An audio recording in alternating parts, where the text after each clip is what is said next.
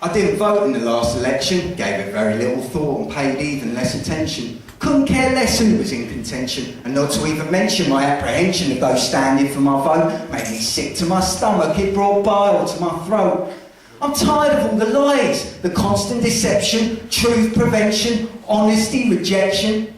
I've lost all faith in politics. Politicians' bags overflowing with tricks, lying in their pockets with as much dough as they can, only apologising when the shit hits the fan, always on the scam, cheating the system, avoiding prison, spending half the year abroad, perfecting their tan, ignoring the common man. Rather get their name in the newspaper headline and dedicating their time to provide a better standard of living, a greater Britain to reside. Where the fuck is their sense of pride? And believe me, I tried to convince myself that I had a duty to vote, that I have no right to moan if I don't. An insult to those who rallied and cried, chained themselves to buildings, starved and died, all so that I can have my say, and here I am just throwing it all away.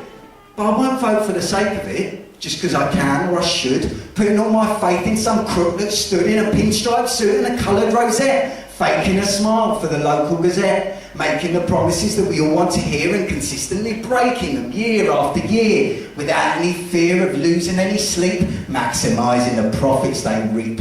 All in the call of duty they cry as they stuff another slice of game pie into their oversized belly, washed down with a glass of the finest sherry, seemingly unaware of how the rest of us live, making it impossible for me to forgive the lifestyle they've been living at our expense, a generation of politicians without any sense, without any decency and a lack of respect for the very same people that they're supposed to protect.